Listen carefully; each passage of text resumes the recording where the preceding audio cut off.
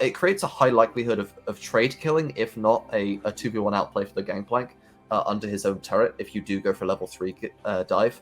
And if you go later than that, then you start to have other issues come into play, things like his ulti coming through the cannon barrage, things like him starting to stack up more damage from things like Sheen off of his first buy. So the angle is possible. It's very hard, I think, to find unless Sejuani can find good W harassment and poke beforehand, which is something that I think the GP shouldn't be allowing to happen anyway. So whether that does happen or not, I think is more of a skill differential there from Ray Farkey if it's able to come through. All right, we're going to find out as we go to the Rift. And one more thing to point out as we're just, waiting in the early game is that I like Rascal Jester's comp more as a continuous kind of plan. Because you've got that strong mid jungle, Hachamecha recap. If you can kill dice, great. If not, then you said there are problems if you try to camp Ino. I feel like one of those is recap potentially making his way up to the top lane to swing the balance of that fight. It is an Ariane at the end of the day. We are expecting to see that pick all over the map. And so Rascal Jester, they've got the scaling, they've got the early game. I kind of like their flow more. I agree with you. I think that the segue between the early, mid, and late game is a lot more consistent from Rascal Jester.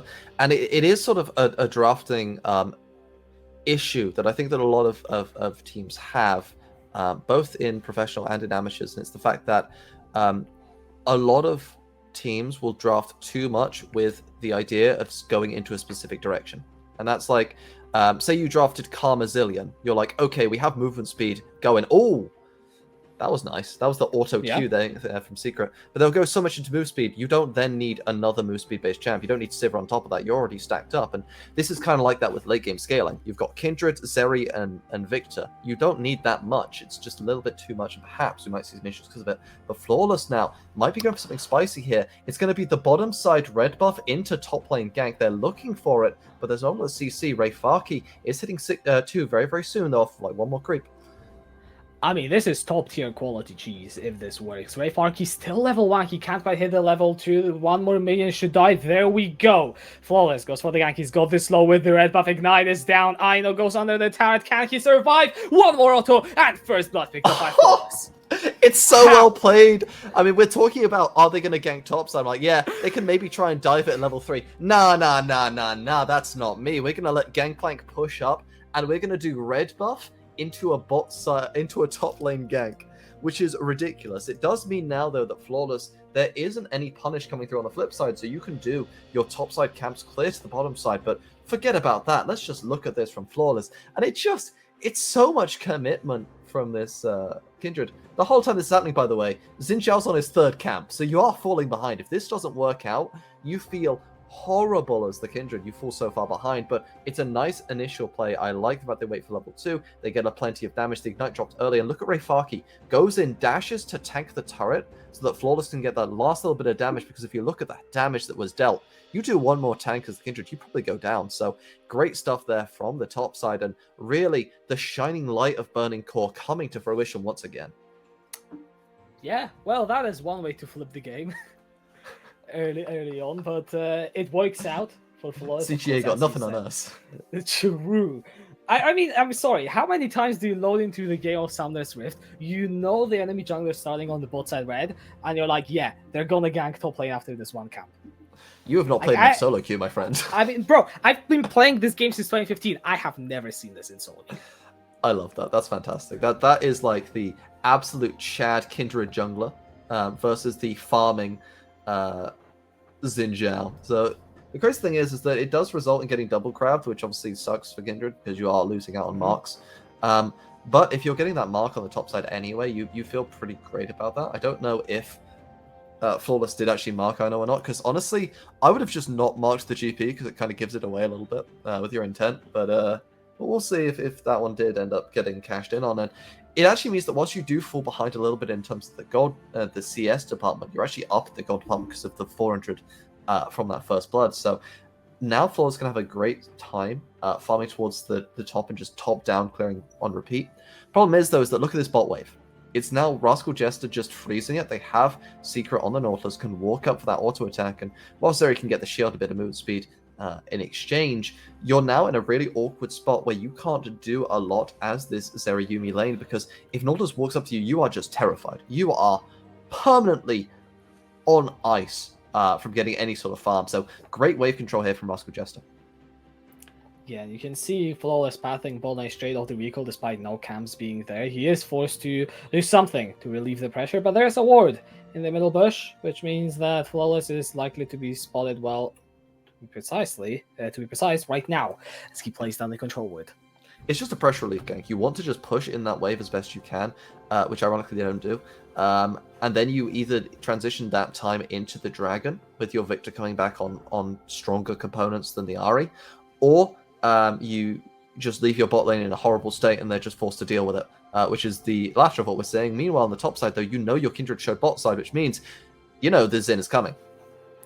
Oh yeah, Rayfark is running the Ignite. No flash to get away. That is one dead Sejuani, you have to believe. Rayfark is still sustaining through, and that's Hachimecha getting away with the kill. The response is going to be the Dragon, so a kill for Drake, roughly even at this time in the game. It's a little bit greedy, though, there from the side of Rayfark. You have to be respectful. The strong side, weak side dynamic there is fully known by all 10 players in the game, or rather, I guess 9 except for top. The wave's just in a little bit of an awkward spot, which means that it's slow pushing away. You agreed to try and fix it, and unfortunately, Xin Zhao is there, because if you go for this as Flawless in the bot side, you are giving perfect information to the opposition, and it seems like it just transitions a bit too well. Just finishes the Krugs. Hachimecha goes, yep, all right, top side looks good. Let's get a little bit of barrel action there. I know now walking up, the vision is unfortunately denied there, and it's just a little bit too easy. There's no real counterplay. There's an attempt, maybe, to do something, but look, the orange comes through, so you're not going to be able to get the proc on the Frostbite into the ulti, and the Glacial Prism proc as well. Maybe that kills. Unfortunately, it's going to get tanked. Yeah, it's heavy trading in the bot lane. Yuki is playing a Zeri though, so just hops over the wall, doesn't care for anything else at all. And yeah, look, taking a look at the macro state of the game, we have a CS advantage in the top lane. Of course, Hachimecha being ahead in the jungle in terms of farm still.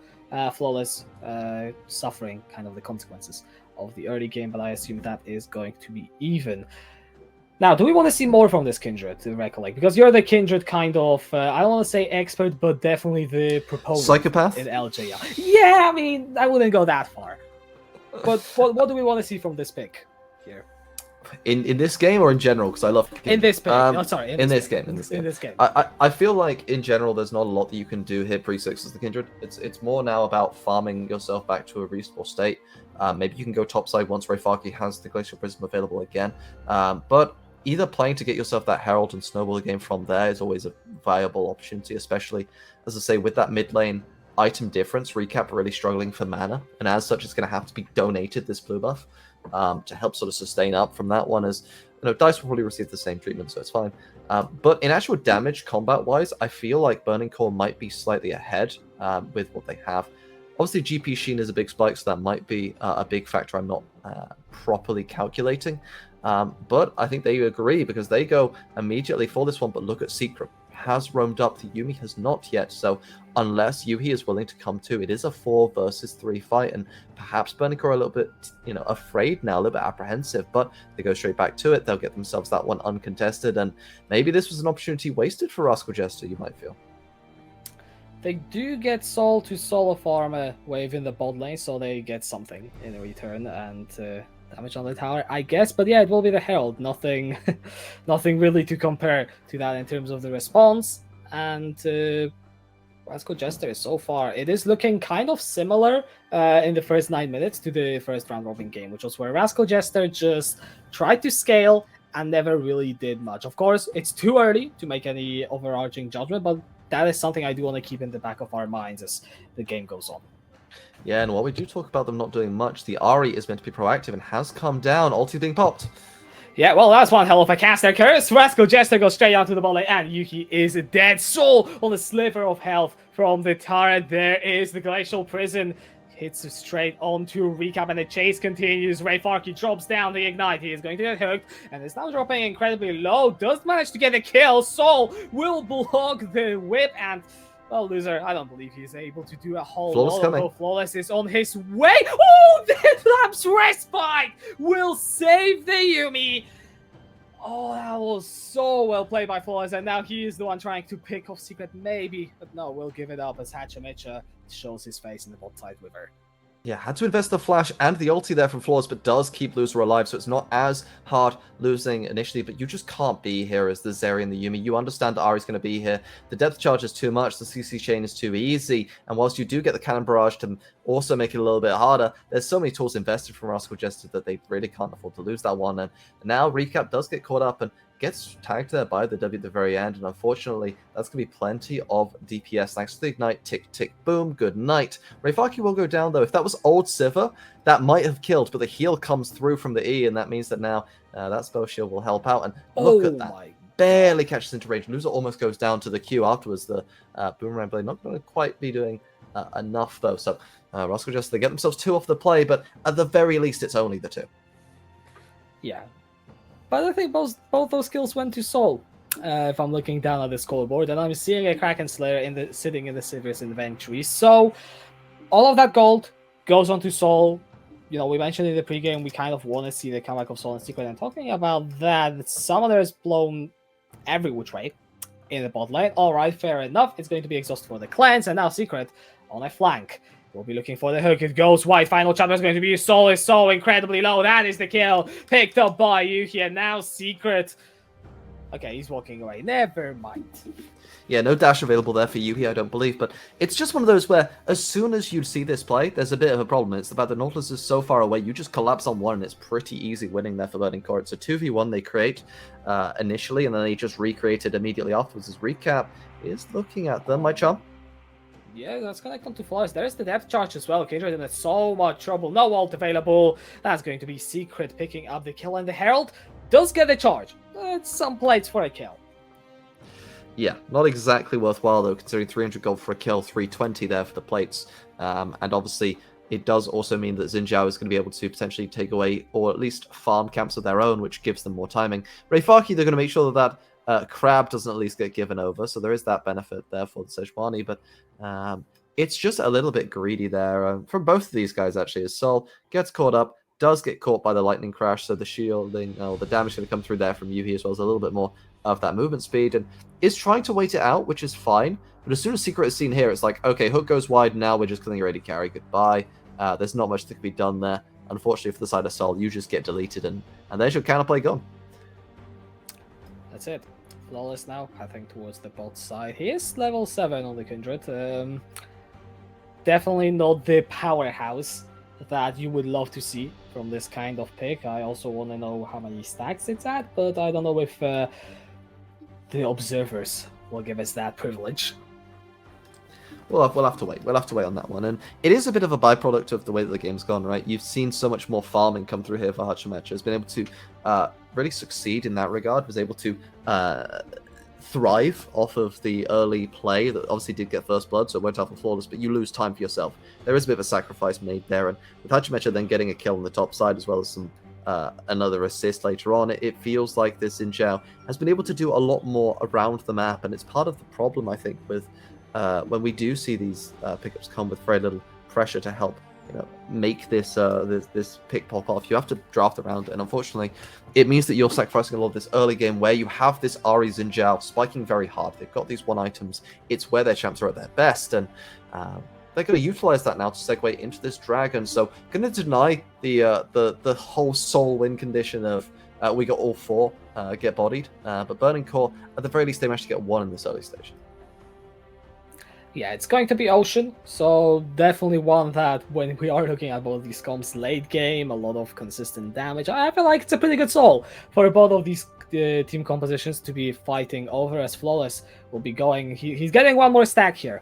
It's in exchange for the tower. It's also the first tower of the game, so the Rascal Jester is still overall with the advantage. Absolutely, and that's only the second stack. Yeah, that's a little bit of a rough one. Oh! There we go, second time's the charm. Guys, just want to double check. No one saw anything, right? Nothing happened?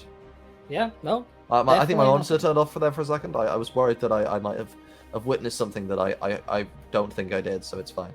As Flawless showing those Kindred one-trick mechanics in full display.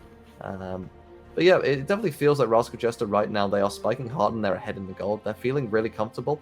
They're going to segue their bot lane to the mid lane. Problem is that whilst Victor isn't strong early, he has got himself the Ludens, has got himself at least that first upgrade for the Hex Core. So is now at that point where you can't actually wave clear against him and get an advantage from it.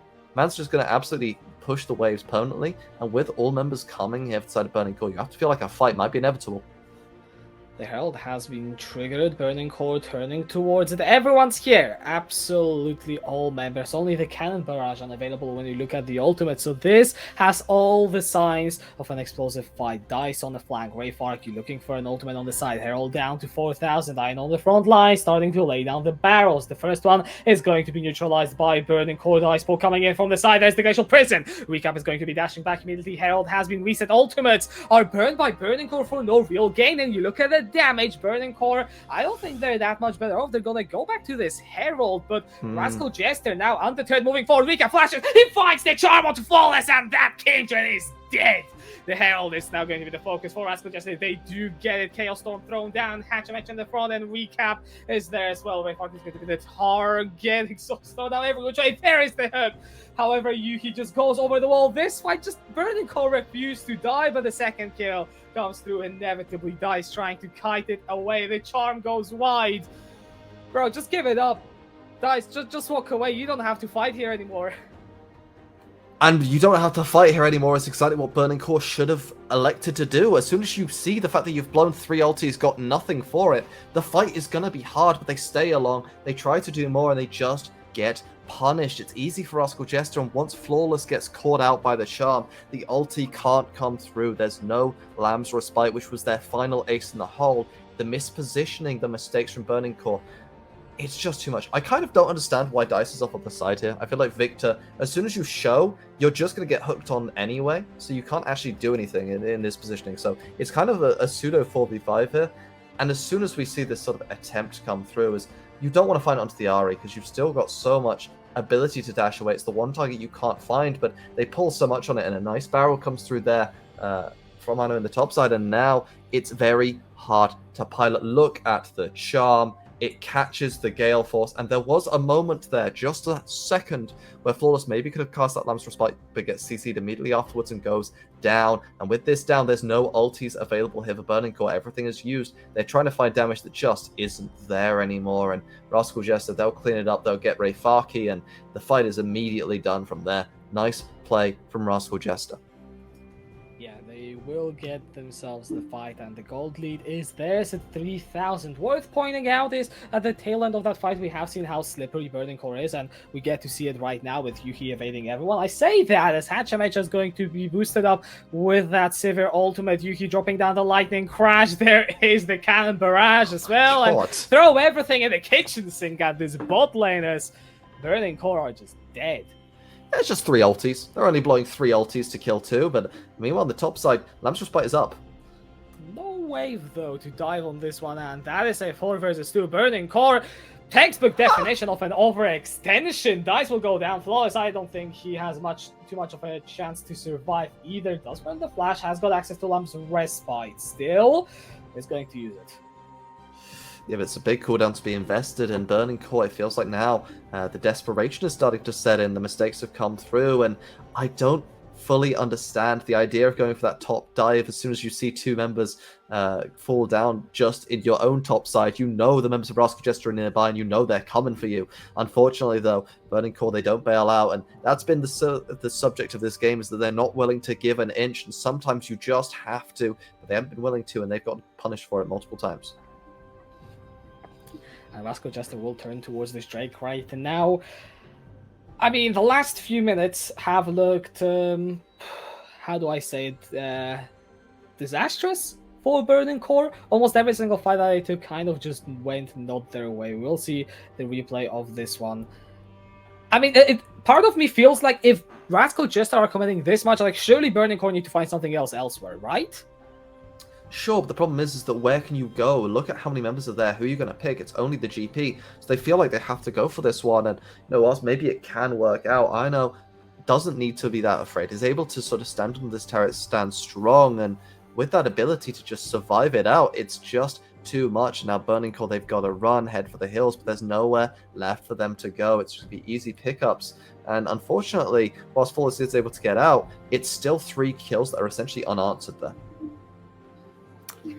Yeah, and Drake on top of that, slowly getting towards that Ocean Soul. And we haven't talked about the items too much recently, but 2.5 on Soul compared to 1.5 on Yuki. And mid lane, we have a similar kind of disparity with 2 finished items sitting in Recap's inventory. Yeah, Recap very much the gainer, should we say. They're able to get a lot of money out of these kills and assists. Currently a difference about 8 KP there between the 2 mid laners. And that's kind of been the story of this, is that Recap can do so much more in terms of the rotational elements in those early stages. And the Victor, not yet online, needs sort of 2.5, maybe 3 items before really starts to feel like they're dishing enough damage to warrant, scaling into that one. But it is worth noting that Burning Core do have good scaling elements. As long as Flawless isn't the one getting caught out, you are able to play these fights very efficiently, shall we say, in a more front-to-back manner. There isn't a great front line to do so, aside from Ray Farki, who obviously has also fallen behind a little bit.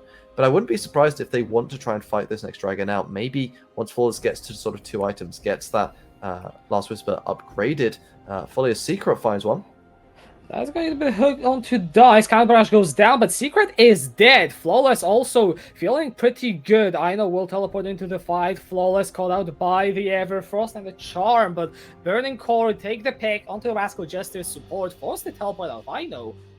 It's a win. Yeah, it's something. And for Burning Core, you've got to feel happy about that one. At the very least, they are able to give themselves 1 kill, which would delay some of this timer for the side of Rascal Jester to really do anything. They're not going to be able to go to the Baron now, which I imagine is what Rascal Jester were looking for. They find a pick, they maybe segue that, and then they can get themselves Dragon 2. So it would have been really great for them if they were able to do so, but a nice turnaround. And unfortunately, Secret was just a bit further ahead than the rest of the team, so there was no real follow-up. However, that one pick doesn't fundamentally shake out the status quo. We still have Rascal Jester firmly in the lead. And kind of my question is, as we're moving into the mid-game, what's the forecast? The Burning Core, are they playing on a timer? I mean, they got overloaded scaling, but when Rascal Jester are ahead, is it a case of waiting for full items, or maybe is there a spike earlier on that they can play around? There's definitely a spike earlier on. I think that around 3 items is where Burning Core starts to sort of outscale Rascal Jester in a general term. Obviously, there are still factors in which Rascal Jester just win, such as GP just lands a barrel and crits everyone for their entire health bar. That is something that is very much always going to be a factor. But I feel like you reach a point where Sejuani GP, it is more GP favored, but Sejuani can be that bulky frontline, and Rascal Jester's ability to tank shred isn't amazing. It's much more reliant on this Sivir. It's all on Soul, because Recap isn't bringing much. This Ahri is as strong as she's going to get. Even if you get more items, you aren't going to do as much in a team fight as the Victor will do. And when you combine that with the fact that Flawless can maybe start to deny those picks, it becomes quite hard, shall we say, to find them in a team fighting scenario. Question for me is more whether or not Burning Core are allowed to get there, because if this dragon ends up going over, and it goes over in a way where Burning Core ends up dying fighting it, I think that the Baron just goes down and Rascal Jester gets themselves about a 5k injection off of the Baron itself, and then the game becomes very, very hard. Don't get me wrong, they do scale, but with a 6k advantage, one more slip, and the game really starts to fall away. Yeah, it's the kind of goldie that it's very difficult to start coming back from, especially if we look at Flawless. 1.5 items, not been looking that great on the pick, will need a lot more time to scale in. Both Dice and Yuki, I believe they have hit their second items very recently. And then we look at an Infinity Edge in Soul's inventory. It is still very Rascal Jester favored, as a bit of a contest over the red buff. Hatchamich are definitely eyeing it up. Smited away by Flawless, and Pog being thrown out. You can see the dice starting to hit. Yeah, absolutely. It's hitting pretty hard. It's got 2 items, but yeah, that's what we're saying. GP can crit, and that was the classic sort of 30 to 40% crit chance. Hitting different as Soul gets engaged on by Ray Farki, but not too much. However, On the Hunt was popped there, so Sivir not going to have that ult available for this team fight. With Recap in his side lane, he needs to TP very, very soon. Rascal Jester might be a bit of an awkward one. They are in the 4 versus 5. This dragon is up. Recap pushing the wave in. Oh no, he's teleporting. The flank is potentially big, but Burning Core spotted out. They will be patting towards the bot side. Try and regroup, get yourself in a position where that Ahri isn't much of a threat, and successfully so, thanks to that control word. Secret is over the wall. He's got the flash, he's got the ult, and he sees everyone on Burning Core. There he goes in, finds the knockouts, but Lightning Crash is going to be coming through. Ray Farkey on the front side. He's buying so much time, but for who and for what? Because Burning Core are just dying one after another. That's the second kill, and Dice is too low to step forward. Rascal Jester, they will take the 2 kills. They're looking for the dragon right now. Yuki still has got the eagerness to fight, but you have to believe this one is over. And again, Flawless dies with Lambrespite up. Again, gets caught by Recap and a Charm. And again, it ends up with Burning Core getting deleted in the fight. You need to be playing as the backliner here, but no one is tanking anything. And unfortunately, it means that these picks are just too much. You know that the Ahri is coming. It's spotted on this pick, but look, there's never a ward in the tri-bush, which means that no one can see it coming when it does eventually arrive. Recap uses a vision trick there to make it look like you're going top, you're actually going round. And now Secret, even though they're spotted, will look for the engage, lands a multi-man knock-up, and with the GP ulti over the top, there's plenty of damage. Great usage of the Xinjiao ulti to push people away. The Crescent Guard doing a fantastic job, and now look at Recap. The kill went down to Rayfaki, but Charm Flawless goes down, the Kindred does, and unfortunately, it's going to mean 2 quick kills, and the Dragon secured along with, I imagine, the Baron very shortly. Yeah, it's all looking great. If you're a Burning Core fan, I'm just gonna spell it out right now. The team fights have not been found. Flawless's Kindred hasn't impressed me. I'm just gonna put it out there. Not the one. This game. Yeah, it's looked pretty rough. I won't lie about that. It's definitely been problematic. The Lamb's Respite usage has been non-existent in the right timings, and unfortunately, that's why you pick the champion. A lot of it is A, you scale well, and B, your ult denies engages, and unfortunately, if you're not utilizing either of those factors, the champion doesn't bring a whole lot else. So Burning Core unfortunately not able to utilize it to its full potential, and I feel like potentially might be having the game taken away from them. Having said that, IE will be online very soon for Yuhi. Will start to hit pretty hard when that comes through. Even though I say that, though, Sol is hitting that 4-item mark where Sivir is known historically to be an absolute monster. Bit of a death brush. Secret walking forward, fishing for the hook, finds a minion instead. Is going to take half his health in punishment. Rascal Jester, I mean, if you're going for a death brush, generally what that tells me is you control that side of the map. Like, there isn't that much the other team. Well, it's either that or desperation, and it's not desperation. Yeah, they've got complete vision control. I mean, if you can take a quick look on the minimap, they had everything warded, everything is covered, everything is theirs to control, and they might be looking for more here. Rayfaki in charm range. He's going to get charmed indeed. Sejuani pretty tanky, but actually getting shredded down fairly effectively. Down to half health. Rascal Jester will get the control of the wave. It's been a trade. Vision control for wave priority. But Burning Core will lose that now, and it's the standard Baron dance. Yeah. The only issue is that it now means that I was able to push in that bottom side wave as well, and with Rayfaki already chunked, you feel a little bit unsafe of walking up against a GP. So that's to sacrifice a few CS, and that now means that with that timing, they have the 4v5 on the map, which likely means this Baron gets started up very soon. If that happens, you might end up being able to force this Sejuani's teleport. That's what this is all about, and in fact, they are going to do that. They see Rayfaki on that bot wave, they know it's a 4v5, they're starting up the Baron, they want to get the teleport from the Sejuani, but look, Rayfaki is walking, doesn't want to blow it. 6k, the Baron is going very, very quickly, very low.